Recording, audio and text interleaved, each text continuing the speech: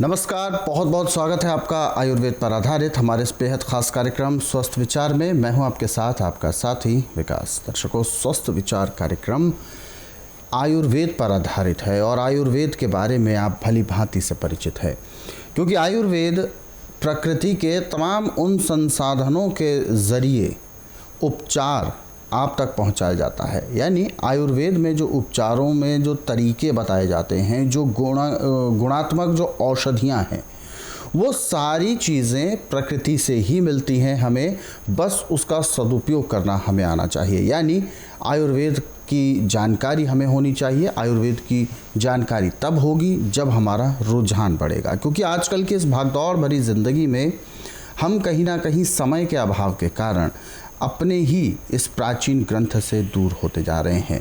आयुर्वेद की तरफ हमारा रुझान कम होता जा रहा है और हम कोशिश में रहते हैं कि कोई भी पीड़ा हो, कोई भी परेशानी, कोई भी दर्द होता है या कोई तकलीफ़ होती है शारीरिक तौर पर, तो हम जल्द से जल्द उसका उपचार चाहते हैं, या यूँ कहें कि उस दर्द को हम समाप्त करना चाहते हैं। उस दर्द से हमें तकलीफ़ ना हो, इसका हम उपाय सोचते हैं कि कोई गोली खा लें या कोई बाहर से दवाई लेकर खा लें। लेकिन उस समय तो आपका वो दर्द बंद हो जाता है, ऐसा आपको महसूस होता है, क्योंकि वो दर्द सुन्न हो जाता है।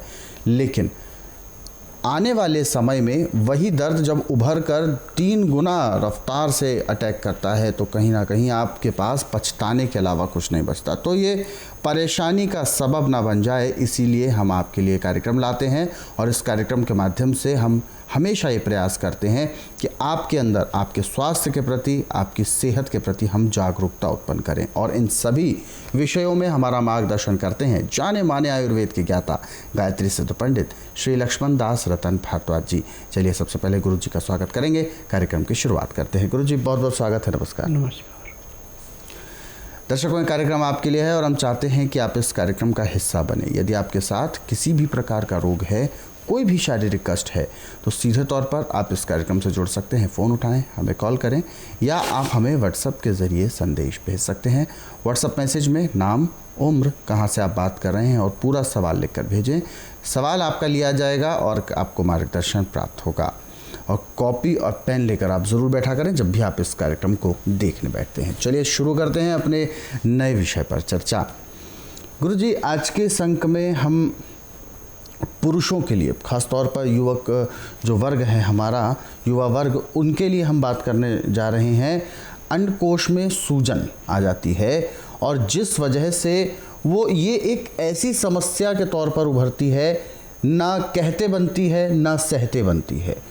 झिझक होती है जिस वजह से कहा नहीं जाता, लेकिन जब ये रोग बढ़ जाता है तो पछताने के अलावा कुछ नहीं बचता। तो सबसे पहले मैं जानना चाहूँगा, अपने आप प्राकृतिक तौर पर अंडकोश में सूजन की क्या क्या कारण होते हैं, इसके लक्षण क्या क्या होते हैं? देखिए, अंडकोश में सूजन होने का एक कारण नहीं, इसके कई कारण हैं। पहला कारण तो है कि आपको चोट लग गई, वहाँ पे सूजन पैदा होगी, भयंकर दर्द होता है। जी जी जी। दूसरा होता है कि आप खेल रहे हैं, कूद रहे हैं, ऊंचे से छलांग मार रहे हैं, तो आपका अंडकोश की जो अंत सरक जाती है, नीचे गिर जाती है, बहुत भयंकर दर्द सूजन होती है। अब आप काम करते करते कहीं ऐसी चोट अंडकोश पे लग जाती है कि आप बहुत पजल हो जाते हैं उससे, और वहाँ पे खून रुक जाता है, दर्द होता है, सूजन होती है। अंडकोश में सूजन चाहे आपको किसी भी प्रकार से है। एलोपैथिक में तो इसका उपचार है कि अंडकोश को निकाल के फेंक देते हैं, परंतु स्वास्थ्य विचार में किसी अंग की काट पीट नहीं की जाती। जैसे कुदरती शरीर है वैसा ही बनाया जाता है रोग, चाहे कोई भी हो। अंडकोश की सूजन के लिए हमारे पास 2 चीज़ें चाहिए, एक भेड़ का दूध और दूसरे एंड के बीज की गिरी।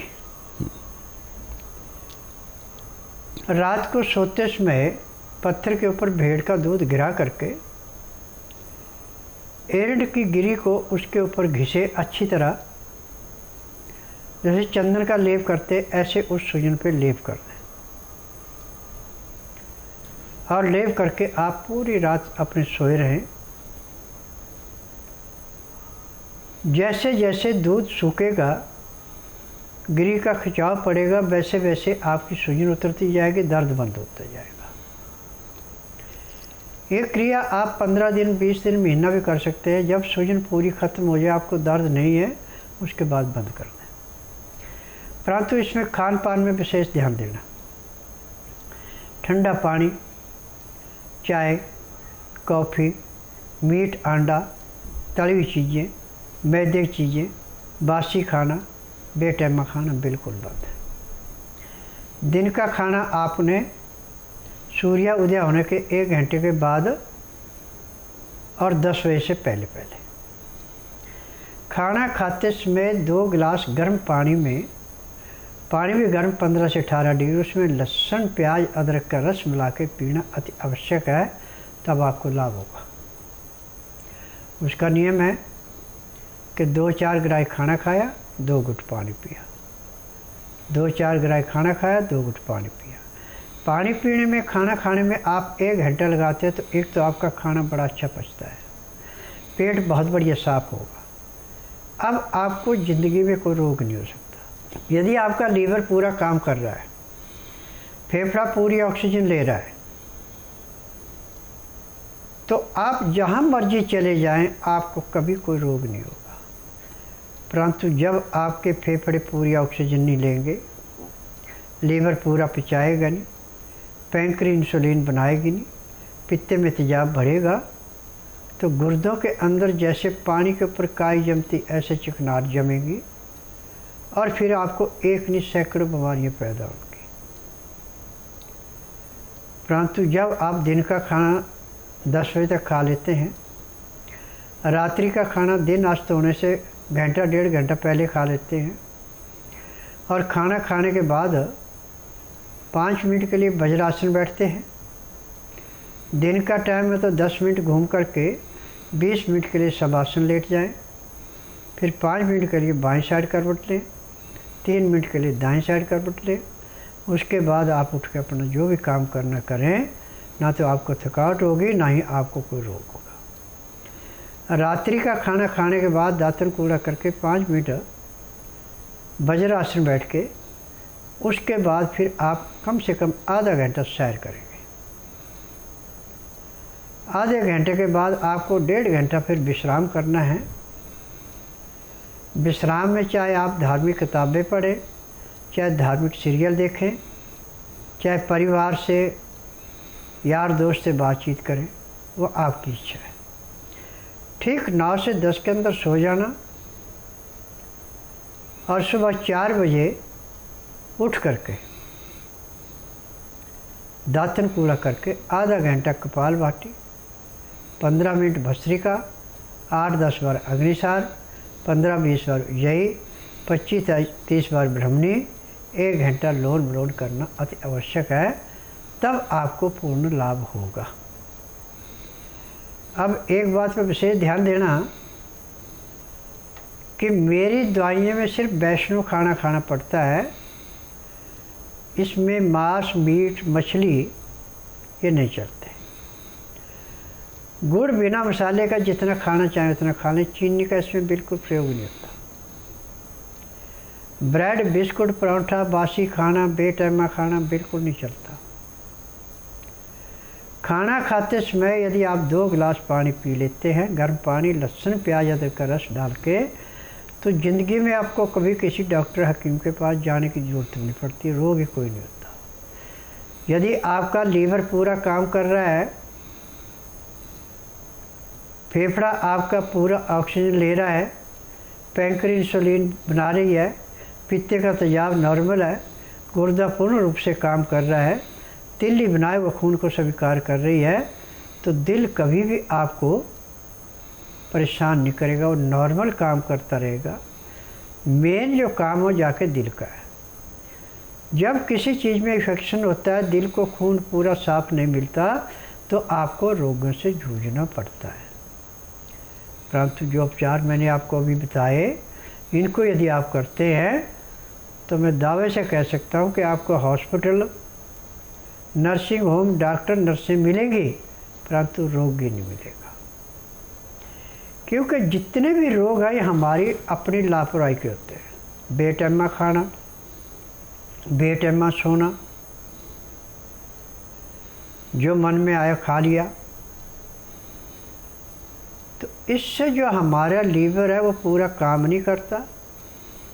जब लीवर काम नहीं करता तो इससे हमें गैस सबसे ज़्यादा बनती है,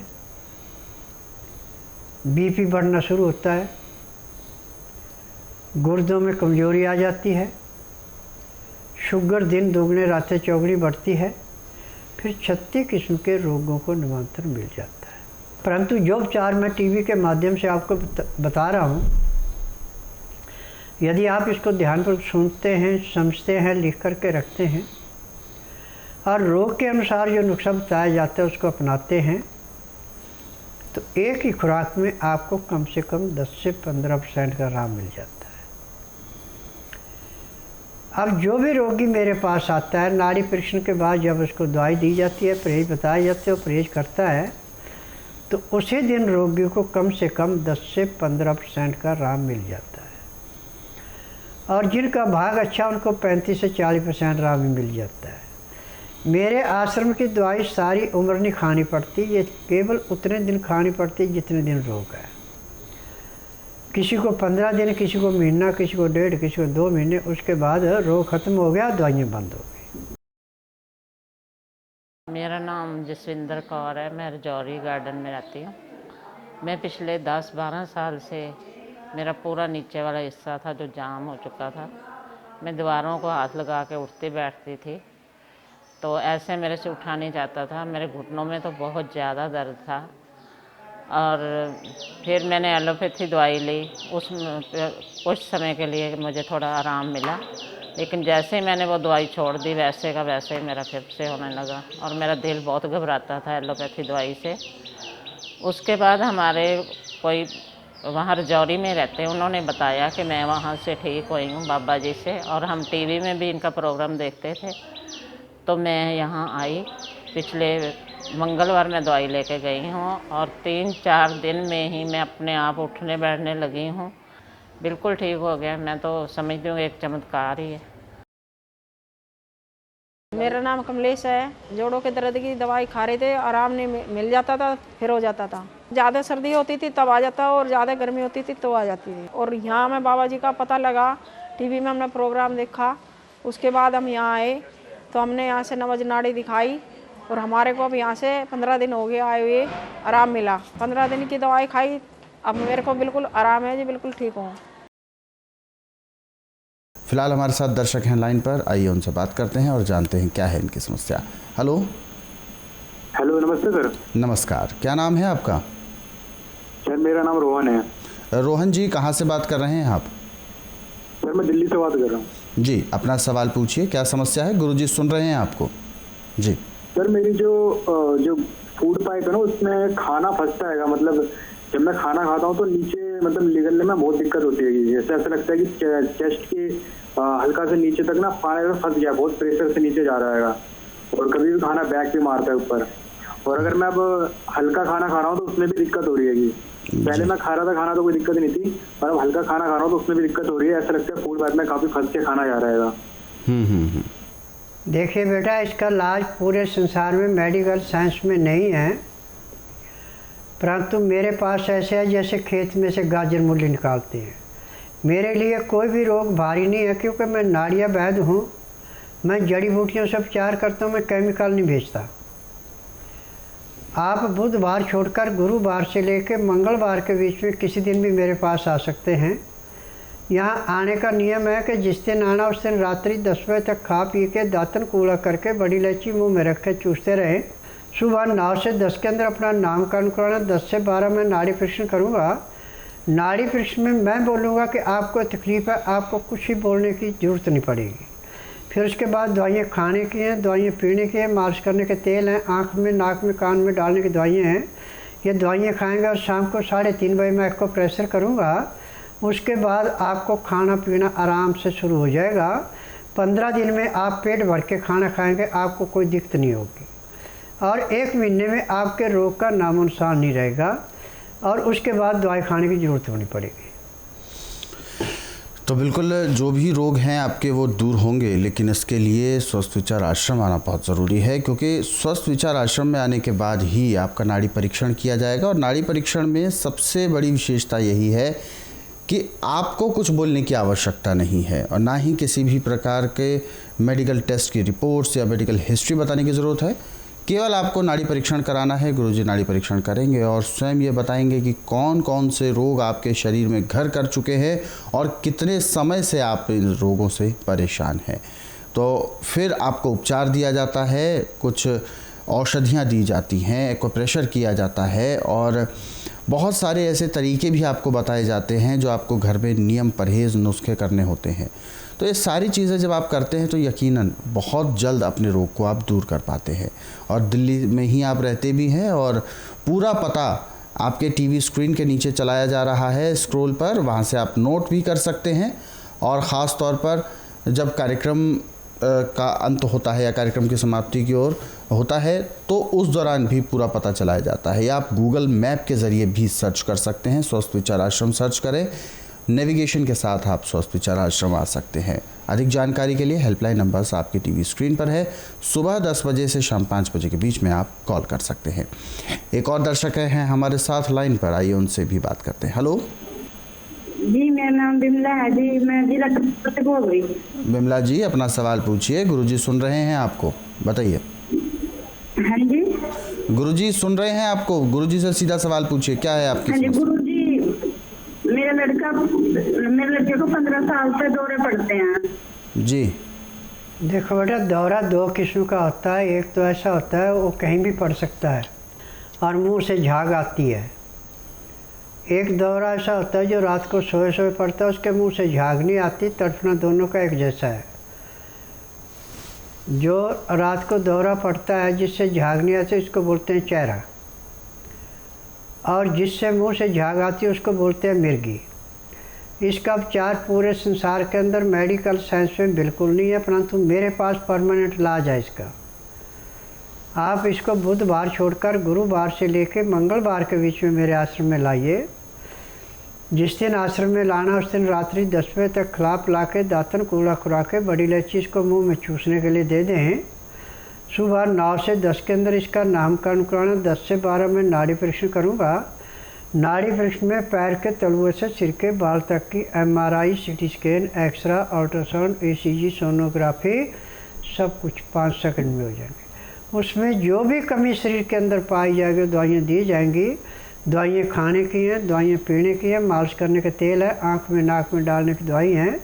और जो नाक में डालने की दवाई है, जैसे नाक में डालेंगे चाहे कितना भी ज़बरदस्त इसको दौरा पड़ा है उसी टाइम 2 सेकंड में उठ के बैठ जाएगा।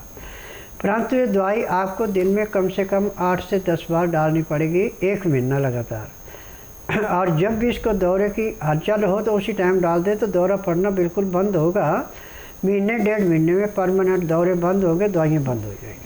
अगले सवाल की ओर बढ़ते हैं। अगला सवाल हमें भेजा है हेम नारायण जी ने, और इन्होंने अपना सवाल भेजा है अपने भाई के लिए। इनका छोटा भाई है जिसकी उम्र 29 वर्ष की है और डॉक्टर्स ने ब्रेन ट्यूमर को लेकर गुरुजी बताया है ऑपरेशन, लेकिन इन्होंने ऑपरेशन के लिए जब मना किया तो डॉक्टर ने कहा कि ये केवल और केवल 6-7 महीने तक ही सरवाइव कर सकते हैं अगर ऑपरेशन नहीं किया गया तो। देखिए, यह तो उनकी एक मनगढ़ंत बात है। स्वस्थ विचार एकमात्र आश्रम ऐसा है यहाँ पे ट्यूमर ऐसे समाप्त किया जाता है जैसे खेत में से गाजर मूली निकालते हैं। और ट्यूमर की बहुत भयंकर दर्द होती है सिर में, परंतु जिस दिन ट्यूमर का मरीज़ मेरे पास आता है उसी दिन नाड़ी परीक्षण करने के 10 मिनट के अंदर उसका सिर दर्द हमेशा के लिए समाप्त हो जाता है।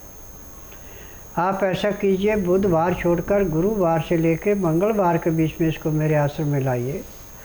और जिस दिन आश्रम में लाना उस दिन रात्रि 10 बजे तक खिला पिला के दांतों कूड़ा खुरा के बड़ी इलायची मुँह में चूसने के लिए दे दें। सुबह 9 से 10 के अंदर इसका नामकरण कराना, 10 से 12 में नाड़ी परीक्षण करूँगा। नाड़ी प्रश्न में पैर के तलुओं से सिर के बाल तक की MRI, CT scan, x-ray, ultrasound, ECG, sonography सब कुछ 5 सेकंड में हो जाएंगे। उसमें जो भी कमी इसके अंदर पाई जाएगी, दवाइयाँ दी जाएंगी। दवाइयाँ खाने की हैं, पीने की हैं, मालिश करने का तेल है, आँख में नाक में डालने की दवाइयाँ हैं। यदि दवाइयाँ नियम से लेते हैं, परहेज करते हैं, तो जिस दिन आश्रम में आएंगे उसके बाद इसको दौरा नहीं पड़ना चाहिए। और यदि दौरे की हलचल होने लगी उसी टाइम नाक में दवाई डाल दो, दौरा बंद हो गया। और जो आप एलोपैथिक दवाइयाँ खिलाएँगे, जब तक दवाई का नशा है दौरा तो पड़ेगा, परंतु उसको दिमाग सुन कर रखा है, उसका पता नहीं लगेगा। परंतु जिस दिन दवाई की डोज अंदर नहीं गई है, दौरा पड़ेगा तो इसको काफ़ी देर तक तड़पना पड़ेगा। परंतु स्वस्थ विचार की दवाइयों में दौरा पड़ गया और दवाई नाक में डाल दी तो 1 मिनट के अंदर उठ के बैठ जाएगा, दौरे का नामो निशान नहीं रहेगा। तो दर्शकों, ये जो चीज़ें आपको बताई गई हैं और इन कार्यक्रमों में जो आपको नुस्खे बताए जाते हैं, इन सभी को आप अपने सरल और सुविधाजनक समय पर देखना चाहते हैं, यानी हमारे कार्यक्रमों को आप देखना चाहते हैं, तो संस्कृति टीवी हमारा यूट्यूब चैनल, उसके ज़रिए भी आप देख सकते हैं। और इन कार्यक्रमों को ज़रूरतमंदों तक शेयर करना बिल्कुल ना भूलें। फेसबुक के ज़रिए भी आप हमसे जुड़ सकते हैं। हमारा फेसबुक पेज संस्कृति टीवी, इसको आप लाइक करें ताकि कार्यक्रम के साथ साथ आपको डेली हेल्थ टिप्स भी रोज़ाना प्राप्त होती रहे। फिलहाल कार्यक्रम में वक्त अब इशारा कर रहा है विराम देने का। गुरुजी, बहुत बहुत धन्यवाद, आप हमारे स्टूडियो में आए, कीमती मार्गदर्शन दिया। नमस्कार दर्शकों, आज के इस विशेष कार्यक्रम में बस इतना ही। आप सभी लोग स्वस्थ रहें, निरोगी रहें। इन्हीं शुभकामनाओं के साथ हम आपसे लेंगे इजाज़त। अगले अंक में आपसे फिर होगी मुलाकात एक नए विषय के साथ। तब तक के लिए मुझे दीजिए आज्ञा। नमस्कार।